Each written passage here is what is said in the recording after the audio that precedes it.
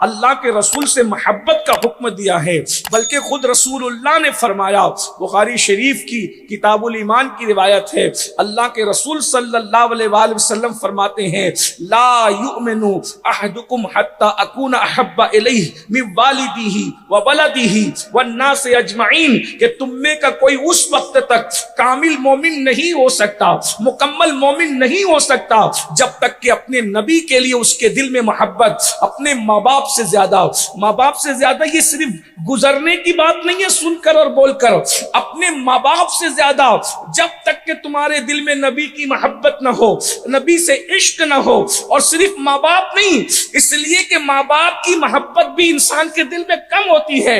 उसके बाद मेरे आका ने मजीद फरमाया, वह वलदिही, अपनी औलाद से ज्यादा, अल्लाह अकबर, आका इरशाद फरमाते, वन्नास अजमईन, दुनिया के हर इंसान से सबसे ज्यादा मोहब्बत जब तक आमिना के लाल से ना हो, तुम उस वक्त तक कामिल मोमिन नहीं हो सकते।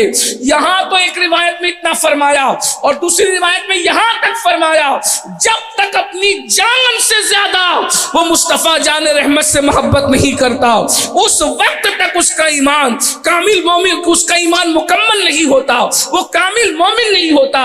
पता चला ईमान के कमाल के लिए इश्क मुस्तफा जरूरी है, ईमान की तकमील के लिए मोहब्बत रसूल जरूरी है। आप क्या समझते हैं, हम लोग जब इश्क रसूल पे बात करते हैं तो कुछ नाकिस लोग या 1857 के बाद जो लोग पैदा हुए वो कहते हैं ये क्या इश्क मोहब्बत की बातें करते हैं, और ये क्या बार बार इश्क इश्क की बात करते हैं, ये अल्लाह की बात क्यों नहीं करते। हम उनसे कहते हैं, जब तक कि मुस्तफा जान रहमत का इश्क नसीब ना हो, अल्लाह की मोहब्बत भी किसी को नसीब नहीं हो सकती। अल्लाह ने खुद जिसकी मोहब्बत की दावत हजरत मूसा अलैहिस्सलाम को दी है, हजरत इब्राहिम खलील को दी है, खुदा जिसकी मोहब्बत का दाई है उसे मोहम्मदुर रसूलुल्लाह कहते हैं। अल्लाह तबारक व तआला हजरत मूसा से कहता है, ए मूसा, क्या तुम चाहते हो कि तुम्हारी आंखों से तुम्हारी बसारत जितनी करीब है उससे ज्यादा मैं तुम्हारे करीब हो जाऊं। ए मूसा, क्या तुम ये चाहते हो कि अल्लाह अकबर, जितना तुम्हारी जान से, तुम्हारे जिस्म से तुम्हारी जान करीब है उससे ज्यादा मैं तुम्हारे करीब हो जाऊं। इसी तरीके से फरमाया, तुम्हारी समातों से, तुम्हारी समातें तुम्हारे कान से जितना करीब है उससे ज्यादा मैं तुम्हारे करीब हो जाऊं। और मूसा, तुम चाहते हो कि तुम मुझे महबूब हो जाओ और मैं तुमसे प्यार करूं, तो हजरत मूसा ने फरमाया, अर्ज किया, क्यों नहीं। तो इरशाद होता है, एक काम करो, ये सब तुम्हें नसीब हो जाएगा। हजरत मूसा ने कहा, क्या करना पड़ेगा। तो इरशाद होता है, जिससे मैं मोहब्बत करता हूं उससे तुम भी मोहब्बत करो, मैं तुम्हें ये सब मकामात अता कर दूंगा। तो तूर पर खड़े होकर हजरत मूसा ने पूछा था, वो है कौन जिससे तू भी मोहब्बत करता है, हमको भी मोहब्बत का हुक्म देता है। तो इरशाद होता है, वो आमिना का लाल है, अब्दुल्लाह का लख्त जिगर है, वो मेरा और तमाम आलमीन का महबूब मोहम्मदुर रसूलुल्लाह है। अंदाजा फरमाए, हुजूर की मोहब्बत का ये आलम है कि अल्लाह तबारक व तआला खुद दावत देता है। और बल्कि यहां तक फरमाया, अल्लाह अकबर, अल्लाह ने हजरत मूसा को मुखातिब करके फरमाया और हमें तालीम दी, फरमाया जो उससे मोहब्बत नहीं करेगा मैं उसको जहन्नम में दाखिल करूंगा, चाहे वो कोई हो। अल्लाह अकबर। हदीस के अल्फाज में नकल करने की मेरे अंदर हिम्मत नहीं है, अगर आपको उसको रुजू करना है तो इमामुल मुतकल्लिमीन की किताब सुरूरुल कुलूब आप उसका मुताला फरमाएं, आपने वहां तफसील से इसका जिक्र फरमाया है। मेरे आका सल्लल्लाहु अलैहि वसल्लम के दीवानों, अब पता चला हुजूर की मोहब्बत क्या है, हुजूर का इश्क क्या है। नमाजें नाकिस है जब तक इश्क मुस्तफा न हो, रोजे नामुकम्मल है जब तक इश्क मुस्तफा न हो, अरे ईमान ही नामुकम्मल है।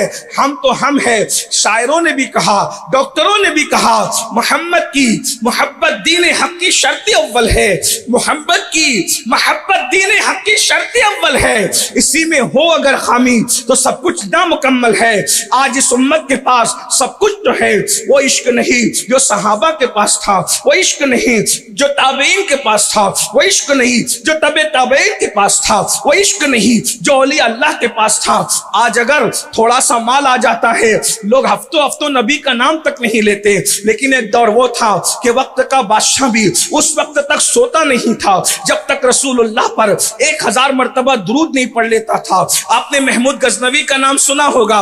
महमूद के इंतकाल के बरसों बाद जब उनकी कब्र खुली है तो कफन भी मैला नहीं हुआ था। लोगों को हैरत हुई कि बादशाह का कफन जो है मरने के बाद कई बरस बीत गए, मोल मैला नहीं हुआ।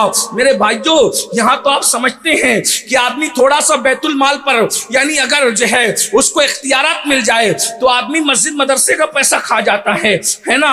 अल्लाह अकबर। मोहल्ले के छोटे मोटे कारपोरेटर लोग, आपके यहाँ ऐसे नहीं होंगे लेकिन एक जनरल बात कर रहा हूँ, छोटे मोटे कारपोरेटर लोग जो है ना गटर का पैसा, नाली का पैसा, सड़क का पैसा खा जाते। दुनिया का हाल ये है। तो जो पूरे मुल्क का बादशाह हो, उसके खाने पीने के बारे में अल्लाह अकबर लोग कितना गुमान करते होंगे।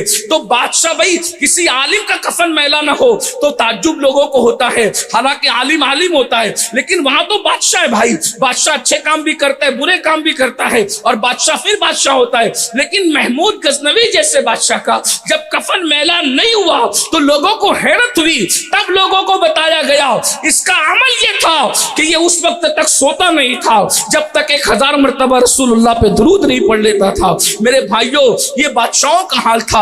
अब तो हम कई कई दिन हो जाते हैं अपने आका का नाम तक नहीं लेते। तो याद रखिए, इश्क मुस्तफा बहुत जरूरी है, मगर हम इश्क रसूल का दावा करते हैं। इश्क के कुछ तकाजे हैं। क्या तकाजे हैं? अब मैं उसके वो आपके सामने पहलू रखना चाहता हूं। सबसे पहला इश्क का तकाजा ये है, इश्क की निशानी ये है कि जिससे इश्क होता है, इश्क तो बहुत बात की चीज है, बहुत बड़ी चीज है। सिर्फ मोहब्बत हो जाए, इश्क पीछे है। अगर मोहब्बत हो जाए, मोहब्बत, तो इंसान को जिससे मोहब्बत होती है उसका जिक्र ज्यादा करता है। इश्क का पहला तकाजा है कि हमेशा महबूब का जिक्र किया जाए, महबूब का जिक्र हमेशा किया जाए। अब मैं आपसे पूछता हूं, यहां जितने बैठे हैं सब कहते हैं हम आशिक़े रसूल हैं। अल्लाह करे हम आशिक़े रसूल हो और हो जाएं, अल्लाह करे हो जाएं। लेकिन आपसे पूछता हूं, पहले ही तकाजे में जरा अपने आप को चेक कीजिए, हम कितनी मर्तबा आका का जिक्र करते हैं, कैसे जिक्र करते हैं। बल्कि बड़ी माजरत के साथ, हमें तो हुजूर के बारे में कुछ पता ही नहीं है। जिसके बारे में मालूम ही ना हो तो उसका जिक्र क्या करे। याद रखिए, जरा कुछ सीख लीजिए। और मैं कहता हूं, अगर कुछ ना भी हुजूर के बारे में आए तो दुरूद शरीफ तो पढ़ ही सकते हैं। हुजूर अलैहिस्सलाम का जिक्र दुरूद शरीफ में आता है तो आका का नाम लिया करो, दुरूद पढ़ा करो। कम से कम 313 बार पढ़ लिया करो, 500 मरतबा पढ़ लिया करो सल्लल्लाहु अलैहि वसल्लम। ये दुरूद मुख्तसर दुरूद है। अगर 500 मरतबा पढ़ोगे तो सिर्फ 10 मिनट लगेगा, 1000 बार पढ़ोगे तो 20 मिनट लगेंगे। और दुरूद शरीफ पढ़ने की बरकत आपको बता दें, फरमाया मेरे आका सल्लल्लाहु अलैहि वसल्लम ने कि जो 1000 मरतबा दुरूद पढ़ेगा मरने से पहले वो मुस्तफा जाने रहमत का दीदार करेगा। जो 1000 मरतबा दुरूद पढ़ेगा, अल्लाह अकबर, उसको मरने से पहले जन्नत में उसका ठिकाना दिखाया जाएगा। जब तक जन्नत में उसका ठिकाना उसको नहीं दिखा दिया जाता उस वक्त तक उसको मौत नहीं आएगी। तो हुजूर का जिक्र कसरत से करो, ये इश्क का तकाजा है। और भी हुजूर का तस्करा, यानी हुजूर की सिफात बयान करो। हम जहां बैठते हैं, कभी किसी दोस्त की ग़ीबत करने लग गए, कभी किसी साथी की ग़ीबत करने लग गए, कभी किसी ताजिर की। मैं कहता हूं लोग इतने अहम कैसे हो गए हैं कि हम लोगों का जिक्र लेकर बैठते हैं। बताइए तो सही, जैद अमर बकर अला फुला, हम जहां बैठते हैं उनका जिक्र करते हैं, उनकी बुराइयां करते हैं, उनके बारे में बातें करते हैं। नहीं मेरे भाई, अगर बातें ही करना है तो अल्लाह के रसूल के बारे में कीजिए, हुजूर के बारे में कीजिए। आइए मैं आपके सामने, चूंकि इश्क का तकाजा महबूब का जिक्र है और वो भी कसरत से जिक्र है, हुजूर का इतना जिक्र करो, इतना जिक्र करो कि लोग हमें पागल समझने लगे कि इसको तो कुछ समझ में ही नहीं आता महबूब के सिवा। और एक बात बताऊं, हुजूर का जिक्र करोगे तो बहुतों के जिक्र से महफूज हो जाओगे। ये नाम कोई काम बिगड़ने नहीं देता, बिगड़ी भी बना देता है सब नामे मोहम्मद। कोई सुनने वाला ना हो तो अपने नबी को दुरूद पढ़ पढ़ के सुनाओ, कोई सुनने वाला हो तो उसके दिल में भी इश्क की आग लगा दो। मैं यहाँ एक जिक्र करता हूँ, चलिए आपको बताऊं, मेरे आका हैं ही ऐसे कि अगर उनकी जिंदगी का एक वस्फ भी बयान करते रहो तो वस्फ बयान करते करते पूरी जिंदगी गुजर जाएगी। लेकिन मेरे सरकार सरकार का एक वस्फ भी पूरा नहीं होगा। अंदाजा फरमाए, मैं अभी औसाफ की बात नहीं कर रहा हूं, सिर्फ एक वस्फ की बात कर रहा हूं। मेरे प्यारे आका सल्लल्लाहु अलैहि वसल्लम के प्यारे दीवानों, जरा तवज्जो फरमाए। अब मैं अपने आका का जिक्र करने लगा हूं, फिर आगे मजीद तकाजे आपके सामने रखूंगा। देखो, दुनिया में कोई भी दवाई हो, कोई दवाई ले लो, कोई भी दवाई हो, अल्लाह अकबर, दवाई जिसमें काम आती है उसी में काम आती है। मिसाल के तौर पर कोई दवाई अगर नुकसान पहुंचाने के काम आएगी, वो दवाई कभी नफा नहीं पहुंचाएगी। आप इसको समझते हैं अच्छी तरह से।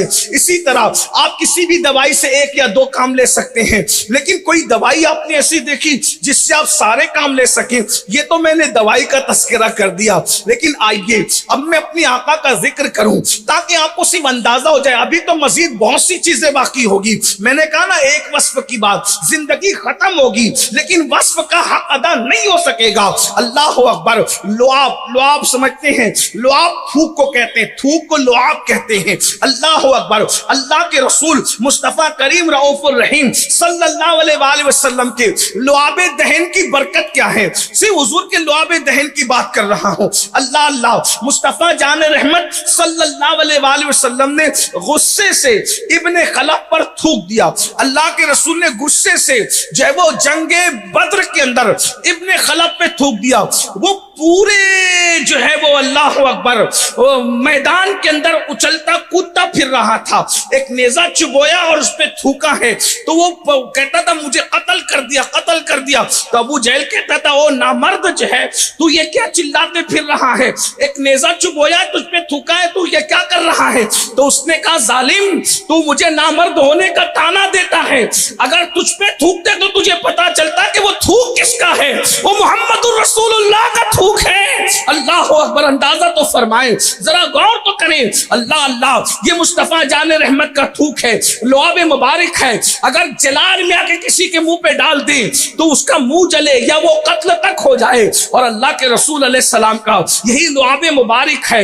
अगर मदीने मुनव्वरा के बच्चे, नन्हे नन्हे बच्चे, जिनकी माँ आशूरा के दिन रोजा रखती है और अर्ज करती, या रसूल अल्लाह, हमने आज आशूरा का रोजा रखा है, बच्चों को भूख लगेगी, बच्चों को प्यास लगेगी, हम तो रोजा रख चुकी है, बच्चों को दूध कैसे पिलाएंगी? तो मेरे आका अलैहि सलाम अपना लुआब निकाल कर उन नन्हे बच्चों के मुंह में डाल देते हैं। तो सुबह को नन्हे बच्चों के मुंह में लुआब डाल दिया जाता है, शाम तक बच्चों को ना भूख लगती है ना प्यास लगती है। ये लुआबे मुस्तफा की बरकत है, ये लुआबे दहन की बरकत है। इसी पर बस नहीं, अल्लाह अकबर। मुस्तफा जाने रहमत अपना लुआबे मुबारक किसी सूखे कुएं में डाल दे तो वो कुएं में पानी भर जाए, किसी खारी कुएं में डाल दे तो खारी कुआं मीठा हो जाए। इसी तरह से हजरत सैयदुना कतादा रज़ियल्लाहु ताला अन्हु, उनकी आंख का ढेला जंग के अंदर बाहर आ गया। कतादा अपने हाथ में ढेला लेकर आते हैं, अर्ज़ करते, या रसूल अल्लाह, किसी जालिम ने तीर मारा, ये आंख का ढेला बाहर आ गया। रसूलुल्लाह ने लुआब लिया, उनकी आंख पे रखा और ढेला रख करके हाथ फेर दिया।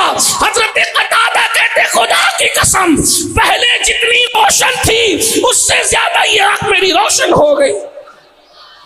ये अपने नबी के लुआब की बरकत है, लुआब मुबारक की बरकत है। फिर अल्लाह अल्लाह, आपने सुना होगा बहुत तफसील से, मैं आज नहीं पढ़ूंगा, लेकिन सिर्फ इशारा, खैबर का खैबर की जंग आपने बार बार आशिकों से सुनी है। जंगे खैबर में अल्लाह के रसूल सल्लल्लाहु अलैहि वसल्लम ने फरमाया, कल झंडा उसको दूंगा जो अल्लाह का मुहिब भी होगा, महबूब भी होगा, नबी का मुहिब भी होगा, महबूब भी होगा, कर्रार होगा, फर्रार नहीं होगा, फातेह होगा। अल्लाह अल्लाह। लोग रात भर इंतजार करते रहे, झंडा किसको मिलेगा। सहाबा कहते हैं, सुबह को उठे, हर बंदा चाहता था झंडा मुझे मिले, लेकिन हैरत है, हुजूर ने पूरे मजमे को देखा और मजमे को देखकर उसको बुलाया जो मजमे में था ही नहीं।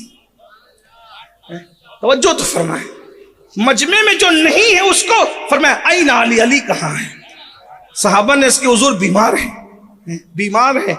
हम बीमार सुन करके आदमी की जिम्मेदारी बदल देते। जैसे अल्लाह ना करे अगर आज मैं बीमार हो जाता तो आप कहते ठीक है, सैयद बीमार है, सादिक भाई से तकरीर कराने, बीमार है तो फिर क्या, काम दूसरे को देने। हमारे काम अपनी मर्जी से तकसीम होते हैं, नबी के काम अल्लाह की मर्जी से तकसीम। वमा यंतिक़ु अनिल हवा इन हुवा इल्ला वह्युन युहा। हुजूर ने ऐन अली कहा, अली कहाँ है? हुजूर वो बीमार है। क्या हुआ? बीमारी भी ऐसी, चल भी नहीं सकते, कौन सी बीमारी? बहादुर से बहादुर आदमी घर बैठता है इस बीमारी में। कौन सी बीमारी? आंख आई है। जब आंख आती है तो इतनी खुबकती है, तकलीफ होती है, आंख बंद रहती, खुलती नहीं।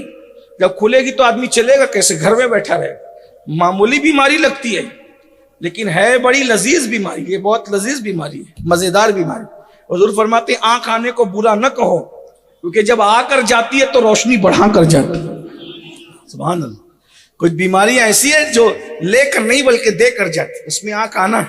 और क्यों ना हो, जब अली के पास आंख आती है, मेरे मौला के पास, फिर बात ही क्या है। बहरहाल मौला मशरिक कुशा करमल्लाहु ताला वजहुल करीम फातिह खैबर को पुकारा। कल लोगों ने कहा बीमार है, आंख आई, कहा बुलाओ। मौला तशरीफ लाए। आने के बाद मेरे सरकार ने, मैं अली क्या हुआ? उसकी हुजूर आंख आई है। सरकार ने क्या किया? लुआब निकाला, लुआब निकाल कर आंखों में पहना दिया। मौला कहते हैं उस वक्त तो फौरन आंख अच्छी हो गई और फिर उसके बाद पूरी जिंदगी मुझे कभी आंख में तकलीफ नहीं हुई। ये हुजूर अलैहिस्सलाम के लुआब की बरकत है, अंदाजा फरमाए। और फिर वाकया इसका भी, इस पे भी पेश नहीं करूंगा वरना इस पे भी बहुत बात लंबी जाएगी कि अल्लाह के रसूल अलैहिस्सलातु व तस्लीम जो वो खंदक के मौके पे खंदक खोद रहे। आपने इसको भी सुना होगा बार बार, मैं उसको जिक्र नहीं करता, इशारे देकर आगे बढ़ रहा हूं कि सरकार खंदक खोद रहे। इसका मतलब मुसलमानों को समझना चाहिए इस दीन को हमारे घर तक पहुंचाने का। हम बहुत उछलते कूदते ना कि हमारे मुंबई में रमजान शरीफ बहुत शान से मनाया जाता, 5 वक्त की अजान गूंजती है पूरे मुंबई में नहीं देहातों में भी गूंजती है। इस अजान के गूंज के पीछे रसूलुल्लाह की खंदक खोदने की मेहनत तक शामिल। इतनी आसानी के साथ ये दीन नहीं पहुंचा। इस दीन के लिए अल्लाह के रसूल ने, मेरे भाई, अगर कोई बंदा काउंसिलर बन जाता है ना तो भी वो खंदक नहीं खोदता। 8 साल कोई आलिम कोर्स भी कर लेता है तो वो खंदक नहीं खोदता। जिसके 4-6 मुरीद भी हो जाते तो वो खंदक नहीं खोदता। बल्कि लोग तो हालत यह है कि 4-6 मानने वाले हो जाए तो अपने जूते अपने हाथ से उठा के नहीं पहनता। लेकिन रसूलुल्लाह को इस दिन से मोहब्बत कितनी थी कि अल्लाह के महबूब होने के बावजूद भी मेरे आका ने अपने हाथ से खंदक खोदी। और खंदक भी क्या, जितनी खंदक की जमीन खोदने के लिए सहाबा को दी थी उससे ज्यादा अल्लाह के रसूल ने डबल अपने लिए रखी थी खंदक खोदने। ये मुसलमानों को एहसास करना चाहिए। अगर मुसलमान अपने नबी के बारे में जान ले, कभी जिना के अड्डे पे न जाए। मुसलमान कभी नबी के बारे में, उनकी मेहनतों के बारे में जान ले, कभी जुए के अड्डे पे न जाए। उसको एहसास रहेगा कि इस दीन को मेरे घर तक पहुंचाने के लिए मेरे नबी ने खंदक खोदी। सिर्फ खंदक नहीं खोदी, अगर मैं उन औराक को उलटने लगूंगा तो वक्त तो इसी में पूरा हो जाएगा और इश्क रसूल के तकाजों पर मैं पूरी गुफ्तगू नहीं कर सकूंगा। लेकिन मैं यहाँ दर्द दिल के साथ ये बात कहना चाहता हूँ, जब कभी जिना के अड्डों पर जाने को दिल चाहे तो ये सोचना कि नबी ने पेट पे पत्थर बांधकर, और एक पत्थर नहीं, रसूलुल्लाह ने 2-2 पत्थर बांधकर अपने पेट पर खंदक खोदी है।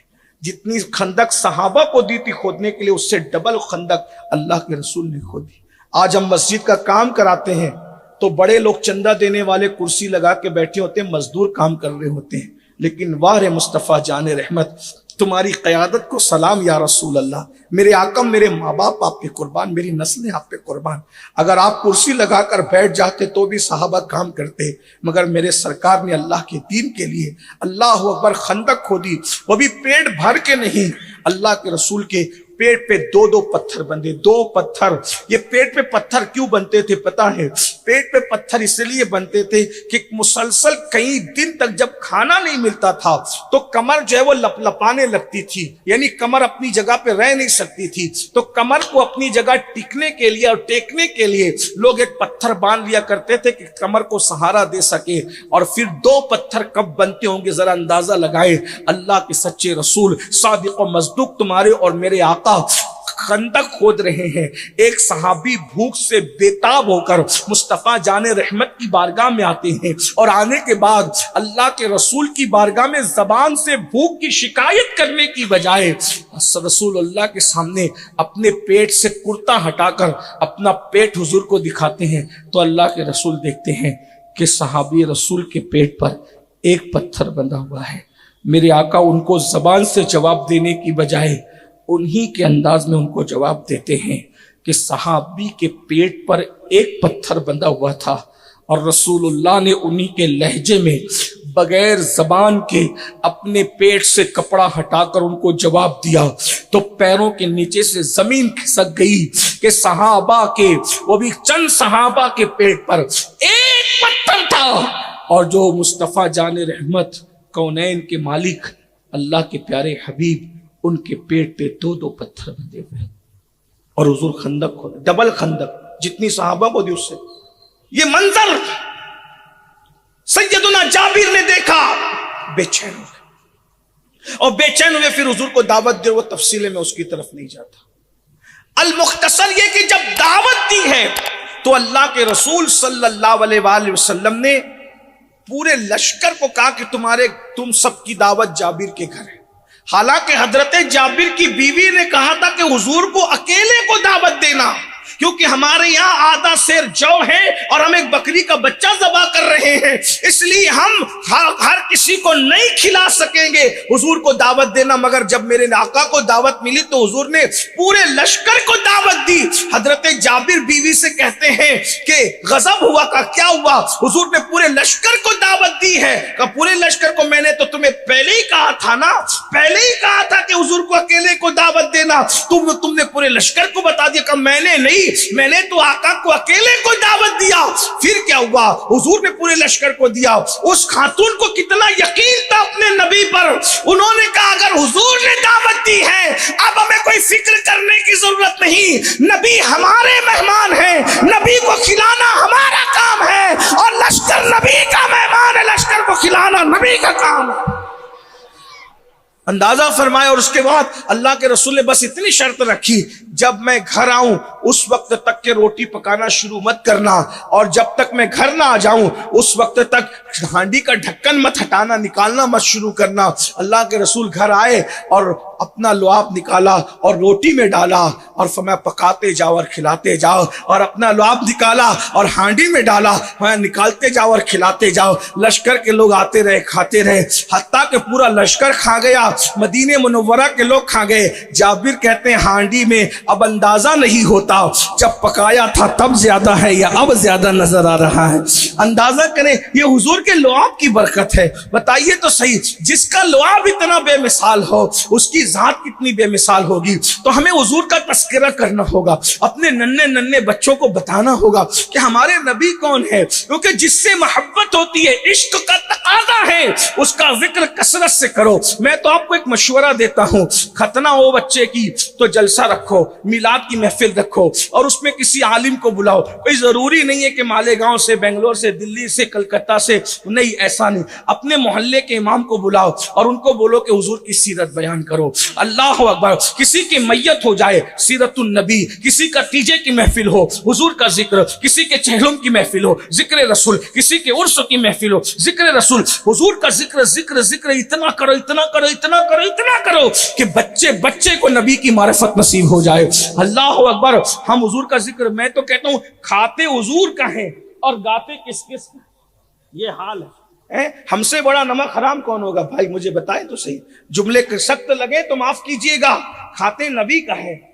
नंगे धड़ंगे पीर जिनके कोई नाम भी नहीं है, उनकी करामतें गढ़ गढ़ के पेश करते हो, हुजूर का जिक्र तक नहीं करते हैं। जिसका कोई नाम नहीं उसको गैबी पीर नाम दिया जाता है कि वली है। मैं इनकार नहीं करता, लेकिन गैबी पीर हैं, गैबन शाह हैं। गैबन शाह नाम उसी वक्त रखा जाता है जब नाम हिस्ट्री कुछ पता नहीं होती। तो जो गैबन शाह है उसकी भी हम करामतें गढ़ करके बयान करते हैं, लेकिन जिसके मौजज़ात इतने साबित है कि कुरान हदीस जिसके मौजज़ात के तराने पढ़ रहे हैं, हम उनका जिक्र अपनी महफिलों में नहीं करते। जरा गौर तो कीजिए ना। और आपको भी शर्म आनी चाहिए, हुजूर का खाते हो, आप भी तो हुजूर का खाते हो। अब बताइए, खतना के मौके पे डीजे लगा के नाचते और नचवाते हो, बताओ यही हुजूर की दीवानगी का हक है? यही इश्क़ मुस्तफा का हक है? सिर्फ मस्जिद में मुसलमान बनोगे या घर पे मुसलमान भी बनोगे? सिर्फ मस्जिद में मैयत में मुसलमान बनोगे या शादियों में भी मुसलमान बनोगे? मेरे भाइयों, हम सिर्फ मस्जिद के मुसलमान नहीं है, हम मस्जिद में भी अल्लाह रसूल का जिक्र करेंगे, खतना के मौके पे भी अल्लाह रसूल का जिक्र करेंगे, तीजे 10वें 20वें के मौके पे भी अल्लाह रसूल का जिक्र करेंगे। अरे नहीं किसी से सीखते, कम से कम अपने इमाम अहमद रजा से सीख लो। वो गमगीन होते थे तो भी जिक्र मुस्तफा करते थे, वो खुश होते थे तो भी जिक्र मुस्तफा करते थे। घर में भाई की मैयत हुई है, हजरत हसन बरेलवी कितने अपने गोया के उनकी रीढ़ की हड्डी थे। मौलाना हसन बरेलवी के इंतकाल पर इमाम अहमद रजा जैसे कादिरुल कलाम शायर ने भाई का मरसिया नहीं लिखा, वरना हर शायर को उठा करके देख लो, जिसके घर में मैयत हुई है हर शायर ने अपने घर की मैयत का मरसिया लिखा है। तन्हा इमाम अहमद रजा है, न जो बाप का मरसिया लिखता है, न माँ का मरसिया लिखता है, न भाई जो कमर था उसका मरसिया लिखता है। जब भाई का इंतकाल हुआ तो मरसिया नहीं लिखा, बल्कि अपने महबूब की नात लिखा, क्योंकि जानते थे खुशी में उनका जिक्र करूंगा खुशी बढ़ जाएगी, गम में उनका जिक्र करूंगा गम खत्म हो जाएगा। खुद कहते हैं उनके निसार कोई कैसे ही रंज में हो, जब याद आ गए हैं सब गम भुला दिए हैं। अल्लाह अकबर। और नात भी लिखी तो किशान की लिखी, सुभान अल्लाह। क्या लिखी कहते हैं, आंखें रो रो के सुझाने वाले, जाने वाले नहीं आने वाले। सुभान अल्लाह। जरा अगर शेर समझते हैं तो तवज्जो फरमाएं, हुजूर का जिक्र हो रहा है और गमों में की शान से हो रहा है। कहते हैं आंखें रो रो के सुजाने वाले, जाने वाले नहीं आने वाले, वही धूम उनकी है माशा अल्लाह, मिट गए आप मिटाने वाले। हुस्न तेरा सा न देखा न सुना या रसूल अल्लाह, हुस्न तेरा सा न देखा न सुना। वो कहते हैं अगले जमाने वाले, कहते हैं अगले जमाने वाले, जगमगा उठी मेरी गोर की खाक, जगमगा उठी मेरी गोर की खाक, तेरे कुर्बान चमकने वाले। सुन्नियों उनसे मदद मांगे जाओ, सुन्नियों उनसे मदद मांगे जाओ। अरे पड़े बकते रहे बकने वाले, पड़े बकते रहे बकने वाले। आसियो थाम लो दामन उनका, आसियो थाम लो दामन उनका, वो नहीं हाथ झटकने वाले। और गम में थे ना तो खुद से कहते हैं क्यों रजा आज गली सुनी है, क्यों रजा आज गली सुनी है, उठ मेरे धूम मचाने वाले। नारे तकबीर, नारे रिसालत, सुन्नी दावत इस्लामी। अंदाजा फरमाएं, ये है कि खुशी में रहो तो जिक्र मुस्तफा करो, गम में रहो तो जिक्र मुस्तफा करो, मूड उखड़ा उखड़ा रहे तो जिक्र मुस्तफा करो। क्यों बताऊं, उखड़ा हुआ मूड होगा वो याद आ जाएंगे तो उखड़ा हुआ मूड भी जम जाएगा। सुभान, वो है ही ऐसे, उनका जिक्र कोई करके तो देखे। हजरत यूनुस मछली के पेट में करते हैं तो मछली के पेट से उनको नजात मिल जाती है। हजरत नूह कश्ती में करते हैं, कश्ती को किनारा मिल जाता है। हजरत खलील आग में करते हैं, आग गुलजार बन जाती है। हजरत इस्माइल छुरी के नीचे करते हैं, उनको छुरी से नजात मिल जाती है। मेरे भाई उनका जिक्र तो करके देखो, अल्लाह अकबर। उनका जिक्र वहशतों में सुकून है, उनका जिक्र गमों में खुशी है, उनका जिक्र खुशियों को चार चांद लगाने वाला है, उनका जिक्र किस्मत को बदलने वाला है, उनका जिक्र अल्लाह अकबर इंसान को बल्कि मुर्दों में जान पैदा करने वाला है, उनका जिक्र बे औलादों के लिए औलाद मिलने का सबब है, उनका जिक्र बेरोजगारों को रोजी मिलने का सबब है। कोई उनका जिक्र तो करके देखे। ये नाम कोई काम बिगड़ने नहीं देता, बिगड़े भी बना देता है। सब नामे मोहम्मद, आंखों का तारा नामे मोहम्मद, दिल का उजाला नामे मोहम्मद, सल्ले अल्लाह का सहरा सजाकर दूल्हा बनाया नामे मोहम्मद, पढ़ती दुरूदे दौड़ेगी हूड़े राशा जो लेगा नामे मोहम्मद, आंखों में आके रंगत रचा के दिल में समा जा नामे मोहम्मद, पूछेगा मौला लाया है क्या क्या, मैं ये कहूंगा नामे मोहम्मद। हुजूर का जिक्र कसरत से कर, ये इश्क की निशानी। और आप देखें सैयदना अबू हुरैरा हुजूर के विसाल के बाद मदीने मुनव्वरा की सरहद पे जाके बैठ जाए, रोज उनका काम ही था अबू हुरैरा। सुभान अल्लाह, क्या क्या काम था अबू हुरैरा। हुजूर जब तक जाहिरी हयात में रहे हुजूर के कदमों में बैठते थे, और हुजूर का विसाल हो गया हज़रत अबू हुरैरा मदीने मुनव्वरा की सरहद पे जाके बैठते थे। जब काफिला आता था वो पूछते थे किस लिए आए हो, वो लोग कहते हुजूर की मजार अक़दस पे हाजिरी के लिए, जियारत के लिए हुजूर की बारगाह। इसका मतलब यह है कि हुजूर की मजार की जियारत का सिलसिला जिस दिन हुजूर का विसाल हुआ उसी दिन से जारी है। हाँ, जो ये कहता है कि मजार पे जाना बिदअत है, उसका मसलक खुद बिदअत है, उसकी फिक्र खुद बिदअत है, उसके ख्यालात खुद बिदअत है। वरना तो अल्लाह के रसूल अलैहिस्सलाम, और मैं तो मजार पर जाने की और हुजूर के मजार को मजार कह के समझाने की कोशिश कर रहा हूं, वरना सहाबा ने कभी नहीं कहा कि हम मजार पे जा रहे हैं। तवज्जो, साहबा ने कभी नहीं कहा कि हम हुजूर की मजार पे ना, साहबा कहते हम हुजूर की जियारत के लिए जा रहे हैं, क्योंकि मेरे आका के फरमान पर उनको इतना यकीन और भरोसा था कि सहाबे के आका ने इरशाद फरमाया, जिसने बादे विसाल मेरे मजार पे हाजिरी दी वो ऐसा ही है जैसे जिसने जाहिरी हयात में मुझसे मुलाकात की है। सुभान।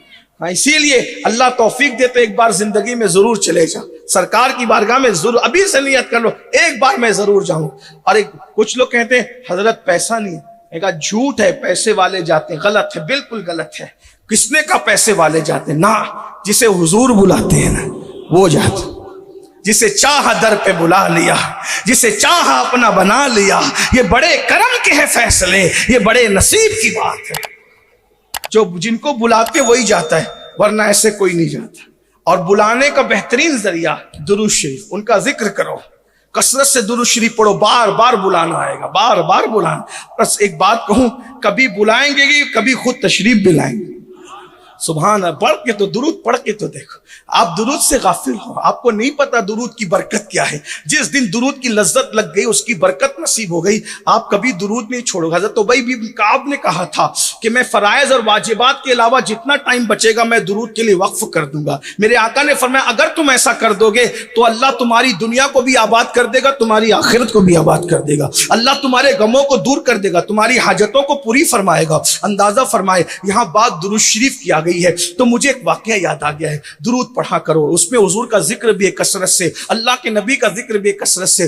कहते हैं कि जो है वो गुजरात की सरजमीन पर एक संग तराश, पत्थर को तराशने वाला संग तराश रहता था। देखो हुजूर दुरूद पढ़ने वालों को कैसे बुलाते हैं, आका आशिकों को कैसे बुलाते हैं। याद रखना, आका जिनको नहीं बुलाते, आप ही के बंबई में होंगे, हमारे मालेगांव में भी और भी मैंने कहीं देखा है, करोड़ोंपति, अरबोंपति, खरबोंपति लोग हैं, अभी तक एक बार भी उनको हाजिरी की तौफीक नहीं हुई। क्यों? परेशान है, कहते हैं बहुत सोचते हैं लेकिन नहीं जाते। क्यों? क्यों? बेहुक्म कब मजाल परिंदे को पर की है, वहां कोई नहीं आ सकता जब तक हुजूर का इज्न न हो, हुजूर की अता न हो, हुजूर का करम न हो। और वहां पैसे वाले ही नहीं बल्कि सिर्फ अल्लाह अकबर, जिनको सिलेक्ट किया जाता है, जिनको चुना जाता है, उन्हीं को बुलाया जाता है। हुआ क्या? अल्लाह अकबर, एक संग तराश था, गुजरात की सरजमीन पे रहता था और उसका हाल ये था, उसकी कैफियत ये थी कि उसने दलाइलुल खैरात शरीफ को ज़बानी याद कर रखा था। जरा गौर करें, आप अक्सर जलसे में कभी सोचते हैं, अरे यार इतना बड़ा जलसा है, इतना बड़ा जलसा है, इस जलसे में मेरे नाम का जिक्र हो जाए तो मजा आ जाए। कभी कभी आदमी सोचता है मेरा नाम आ जाए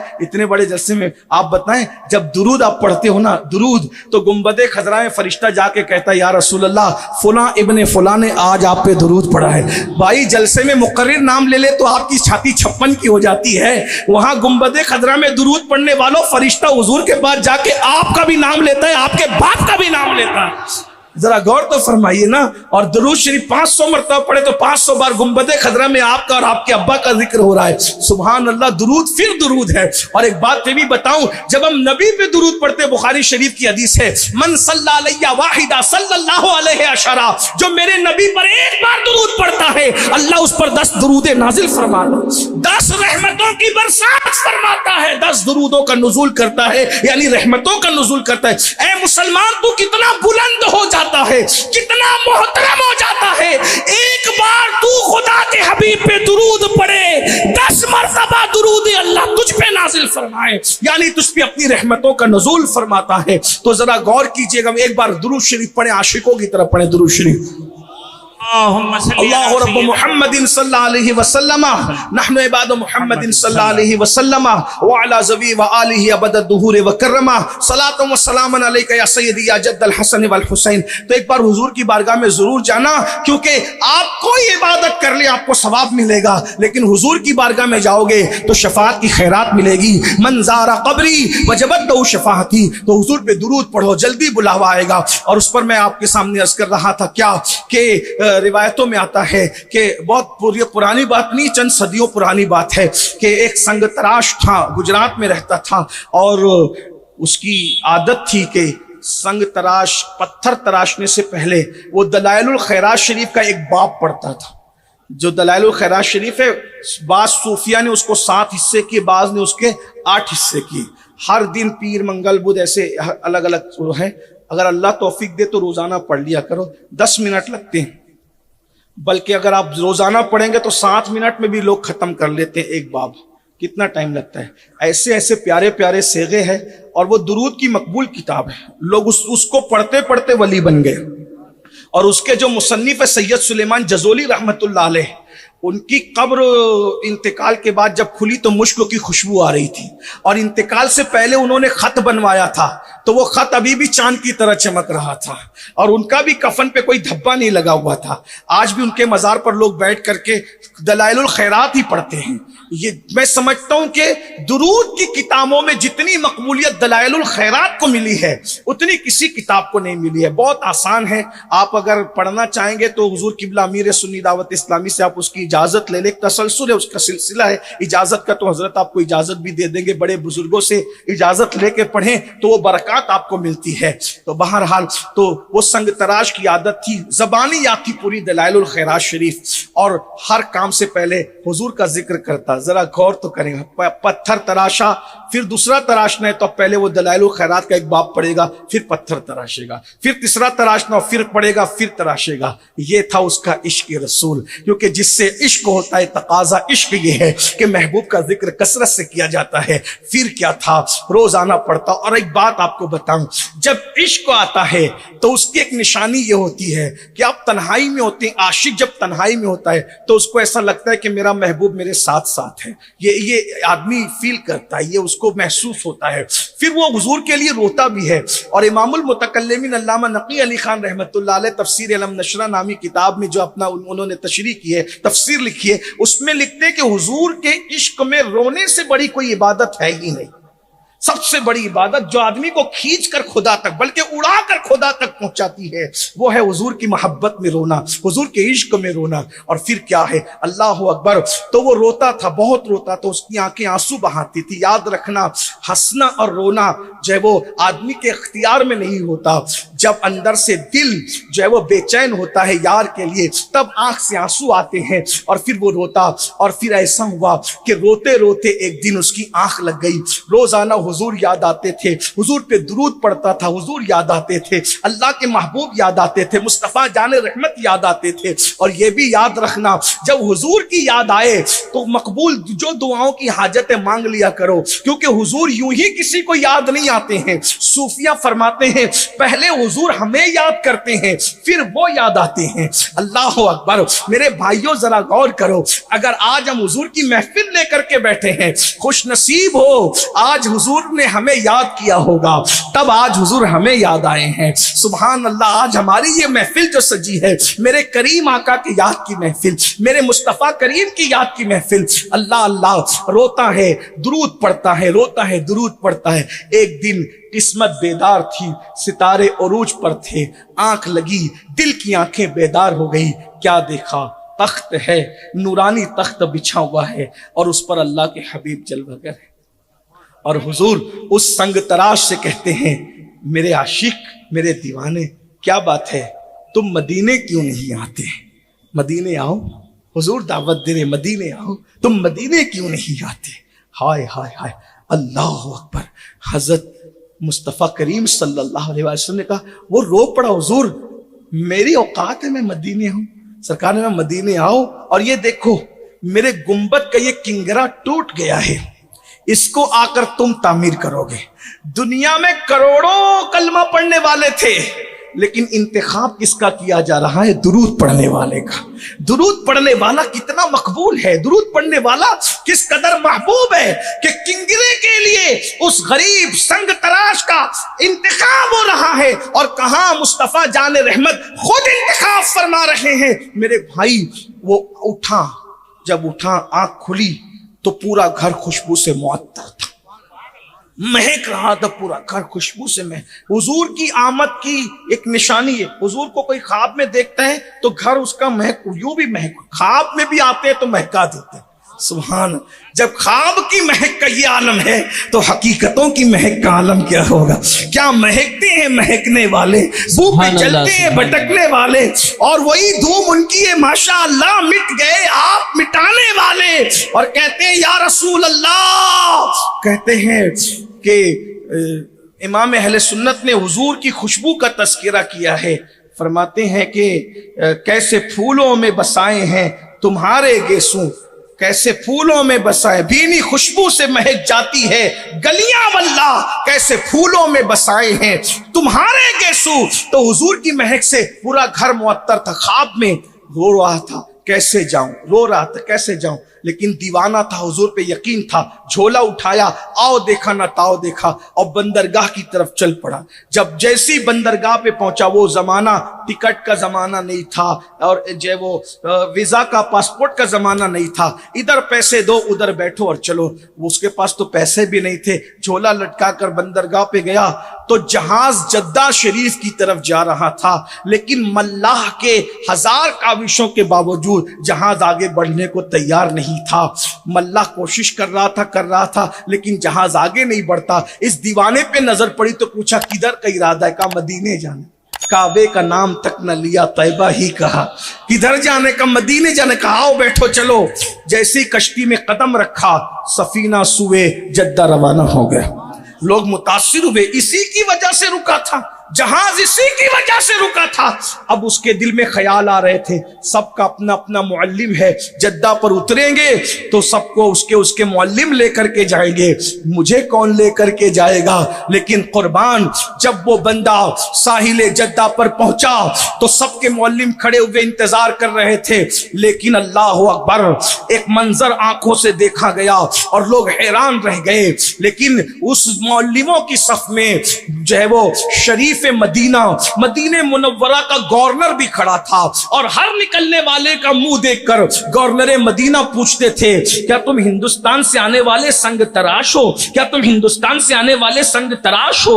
अल्लाह अकबर। जब ये निकले सर झुकाकर कि किधर जाएं कहां जाएं, अब तो यहां मुफ्त में आ गए, जद्दा से मदीने मुफ्त में कैसे जा सकते हैं? मगर ये भी दिल कह रहा था जिसने बुलाया है इंतजाम वो खुद ही कर देंगे। जैसे ही मदीने मुनव्वरा के गवर्नर ने इनसे पूछा, क्या तुम हिंदुस्तान से आने वाले संग तराश हो? इन्होंने कहा हाँ। मगर तुम कैसे जानते हो और आप कौन है, आपका तारुफ क्या है? तो कहा कि मैं मदीने मुनव्वरा का गवर्नर हूं, मदीने शरीफ का, और तुमको लेने आया हूं। कहा मुझ गरीब को मदीने के गवर्नर न मुझसे उसको काम क्या है और वो मुझे कैसे जानता है? तो मदीने के गवर्नर ने कहा अल्लाह के रसूल मेरे ख्वाब में आए थे और फरमाया अगर मेरी मेहमानी करना चाहता है तो एक मेरा गुलाम संग तराश हिंद से आ रहा है, उसकी खिदमत करना, गोया कि तू मेरी मेहमानी का शरफ हासिल कर लेगा। आंखों में आंसू थे। आका तुम्हारी अजमतों पे कुर्बान, कुर्बान में उनकी बख्शिश पर मकसद भी ज़बां पर आया नहीं, बिन मांगे दिया और इतना दिया दामन में हमारे समाया नहीं।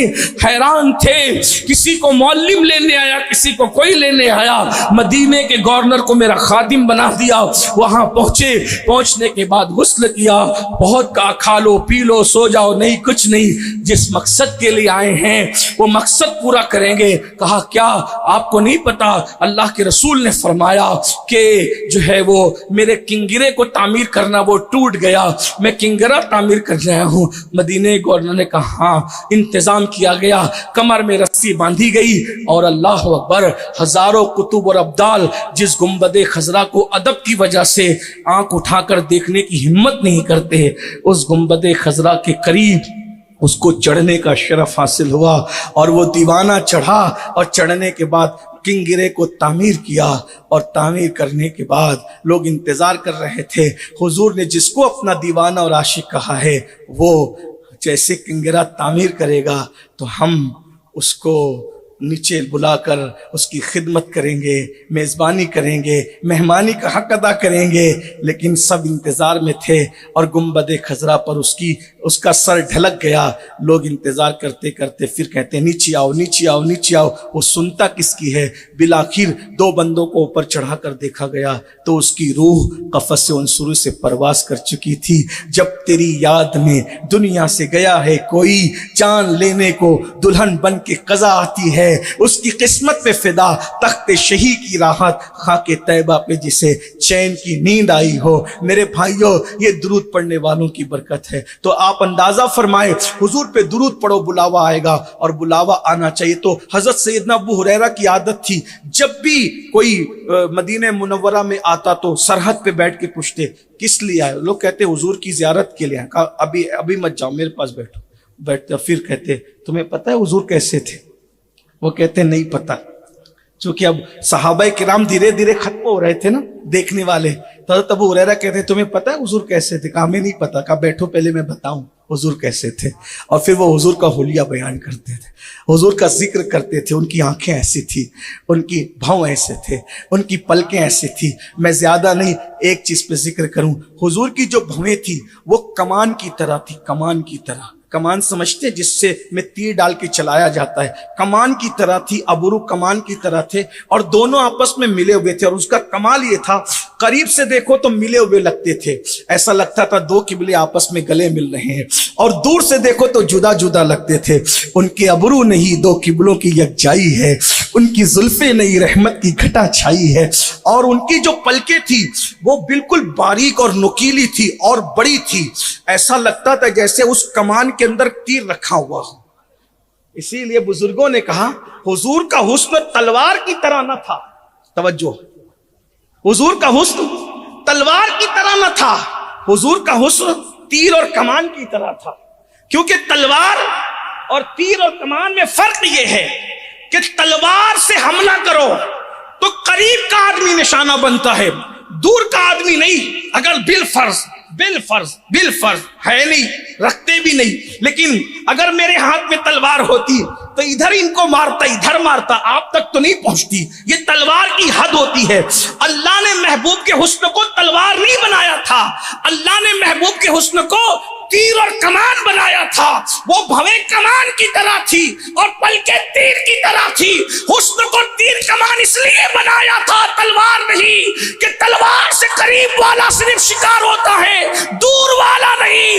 मगर तीर और कमान चलती है तो करीब वाला भी शिकार होता है, दूर वाला भी शिकार होता है। इसीलिए तो उनके हुस्न का जब तीर चला तो करीब का अबू बकर भी शिकार हो गया और यमन का हुए से करने भी शिकार। सुभान अल्लाह, सुभान अल्लाह। उनके हुस्न का, और आज तक वो तीर चल रहे हैं। वरना मुंबई वाले तो मदीने मुनव्वरा से कितने दूर है, जो अगर यार का जिक्र लेकर के बैठे तो फिर बात यही है। सादी भी शिकार है, राजी भी शिकार है, बरेली का कलंदर भी शिकार है। देख ले सब लोग कैसे इश्क में दम, इश्क के दम भर रहे हैं। बल्कि अगर कोई जलती हुई आग से पूछे कि किसकी वजह से तू जल रही है, तो वो आग आपको जवाब दे कि जो ताक तेरे सीने में है उसी की वजह से मैं भी जल रही हूँ। बरसते हुए बादलों से कोई पूछे किसके लिए गिर रहे हो, तो वो भी यही कहेंगे बेदम शाह के लबो लहजे में अदम से लाई है हस्ती में आरज़ुए रसूल, कहां कहां लिए फिरती है जुस्तजुए रसूल। बलाए लूं तेरी ए जज्बे शौके सल्ले अला कि दामने दिल खिंच रहा है सुए रसूल। बलाए लूं तेरी ए जज्बे शौके सल्ले अला कि आज दामने दिल खिंच रहा है सुए रसूल। अजब तमाशा हो मैदाने हश्र में बेदम, अजब तमाशा हो मैदाने हश्र में बेदम, कि सब हो पेशे खुदा और मैं रूबरूए रसूल। तो इश्क रसूल का पहला तकाजा यह है कि महबूब का जिक्र कसरत से किया जाए। हुजूर की सीरत पढ़ो। मुझे उर्दू जबान में जो किताब सीरत पे लिखी गई है, मुझे उन जबान और उर्दू की, ये मेरी अपनी राय है, इससे आप इख्तिलाफ भी कर सकते हैं। मुझे सबसे ज्यादा जो किताब से इश्क हुआ है उर्दू जबान की, उस किताब का नाम है सुरूरुल कुलूब फी ज़िक्रिल महबूब। ये किताब एक बार आप पढ़ के देखें, चंद 100 सफ़ात पर है। और इसका लिखने वाला कौन है पता है? इमाम अहमद रजा के उस्ताद, इमाम अहमद रजा के अब्बा जान, इमामुल मुतकल्लिमीन अल्लामा नकी अली खान रहमतुल्लाह। एक बार इसको पढ़ कर देखिए, इतने खूबसूरत जुमले उसमें हैं। और उनका खास तर्ज है, इश्क की बात करते हैं फिर इस्लाह की बात करते हैं, इश्क की बात करते हैं फिर इस्लाह की बात करते हैं। आपको हैरान रह जाएंगे। बल्कि मैं उस किताब को पढ़कर इस नतीजे पे पहुंचा कि वो इमाम अहमद रजा के भी बाप थे। इस नतीजे में पहुंचा। उर्दू अदब देखें, तहरीर का उस्लूब देखें, ऐसा लगता है जैसे मोतियों की लड़ी पिरोते जा रहे हैं। एक बार उसको पढ़ के देखें, ज्यादा नहीं है, बहुत मुख्तसर सी किताब है। सुरूर नाम याद रखें, सुरूरुल कुलूब, इतना भी नाम याद रखेंगे नेट पर आपको मिल जाएगी। एक बार इस किताब को पढ़ लें, इश्क की आग दिल में न लग जाए तो फिर कहिएगा। तो पहला काम है इश्क का तकाजा, महबूब का जिक्र। नंबर 2, महबूब जिससे मोहब्बत करता है उससे भी मोहब्बत करना, ये दूसरा तकाजा है इश्क का। और महबूब जिससे नफरत करता है उससे नफरत करना, ये इश्क का तकाजा है। अब यहां मैं इस पे बहुत लंबी तो नहीं कर सकूंगा। अब जरा चेक करो हुजूर किस किस से मोहब्बत करते। अगर आपको पता होगा तो आप जानते हैं कि एक महफिल में एक शख्स ने कहा कि मुझे कद्दू नहीं पसंद था, तो एक फकीर ने तलवार निकाली, कहा अगर तुझे कद्दू नहीं पसंद था मैं तुझे मार डालूंगा। कहा क्यों? कहा कि ये सब्जी मेरे महबूब को पसंद थी, तुझे पसंद क्यों नहीं? गौर फरमाइए। अब बताएं, अगर कद्दू से प्यार हो जाए तो फुकहा कद्दू ना पसंद करने वाले पे तलवार निकाले। तो जो सहाबा और अहले बैत रसूलुल्लाह को इतने प्यारे हों कि सिद्दीक और फारूक को अपने मजार में लेकर लेटे हैं, उनके बारे में भी लोगों के मुंह उतरते हैं। ये कौन सा इश्क रसूल है? जिस सैयदा फातिमा ज़हरा को कहा कि फातिमा मेरे जिगर का टुकड़ा है, और जिस अली को कहा अंत मिन्नी व अना मिन हो, कि तू मुझसे है मैं तुझसे हूं, इनके बारे में भी लोगों के मुंह उतरते हैं। आप बताएं ना, सहाबा और अहले बैत से हुजूर प्यार करें और इश्क के झूठे दावेदारों तुम्हें बुखार आए तो फिर क्या बात? पीर नसीर ने कहा था, नाम आते ही अबू बकर उमर का लप्पर, नाम आते ही अबू बकर उमर का लप्पर क्यों बिगड़ता है, वो पहलू में सुलाए हुए हैं। वो तो अपने पहलू में थप्पियां दे के सुनाए, तुझे क्यों बुखार आता है? और तू है कौन? तुझे जुमा की अगर शरायत पूछ लिए जाए तो औकात नहीं कि तू जुमा की शरायत बता सके, और तू सहाबा पे बातें करता है।